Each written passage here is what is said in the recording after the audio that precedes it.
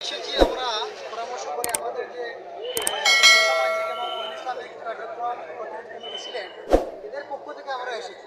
আমাকে আমির হিসাবে বানানো হয়েছে। আমরা তাদেরকে সবাইকে নিয়ে এসেছি। আমরা আমাদের সবাই যুবদল যারা আছেন, যারা ছাত্র ভাই আছেন, উলামায়ে আছেন, সবাইকে বলেছি যে আমাদের কথা ব্যতীত কোথাও যাবেন না, কোথায় গিয়ে কোনো ভাঙচুর করবেন না, কারোর সাথে কোনো অসদাচরণ করবেন না, এটা বলেছি। তো আমরা দেখতে পাচ্ছি কিছু তৃতীয় পক্ষ মানুষ এসেছে, কিছু কিছু মানুষেরা এসে অনেক সময় বিশৃঙ্খলা করতে পারে। যদি অন্যান্য কোনো ব্যক্তি বিশৃঙ্খলা করে তাহলে আমাদের ছাত্র ভাই বা আমাদের উলামায়ে কেরাম বা আমাদের যে কমিটি আছে, আমাদের কমিটি এটা দায়ভার নেবে না, আমরা কারো পক্ষে না। আমাদের যারা সাথীগুলো আছে আমাদের সবার সাথে আমাদের পরিচয় আছে, আমরা দেখে আমাদের লিস্টও আছে, আমাদের সবার লিস্ট অনুযায়ী আমরা আসি। আমরা আমাদের কেউ আমাদের কথা অনুযায়ী আমাদের কথার বাইরা ওর খেলাফ করে কথা যাবে না। কিন্তু আপনাদের সবাইকে জানিয়ে দিতেছি যে যদি কেউ কোনো উশৃঙ্খলা করে আমাদের অনুমতি বিঘ্নিত করে তাহলে আমরা তাদের দায়ভার নেব না।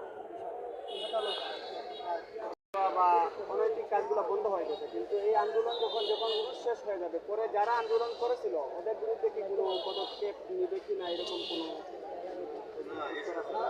ইনশাআল্লাহ আমরা যে আন্দোলনটা শুরু করেছি, আমাদের সাথে আছে প্রশাসন, আমাদের সাথে কাউন্সিলর আমাদের 33 এবং 34 নম্বর ওয়ার্ডের কাউন্সিলর আছে, আমাদের অত্র এলাকার বড় বড় মুরব্বী গ্রামে আছে, তারপরে সেনাবাহিনী, আমাদের সিলেটের ডিআইজি মহোদয়, এসপি মহোদয়, সবাই আমাদের সাথে আছে। ইনশাআল্লাহ আমরা হকের পথে আসি। আমরা কোনো মাজারের বিরুদ্ধে না, আমরা কোনো খাদিমদের বিরুদ্ধেও না, আমরা কোনো মাজার জিয়ারতকারীদেরও বিরুদ্ধে না। যারা জিয়ারতে আসবে সবার জন্য সাদর আমন্ত্রণ, জিয়ারত করবে সুন্দর মতো, কোনো ধরনের সিজদা, কোনো ধরনের শিরিক, মাজারের কাছে জিনিস চাওয়া,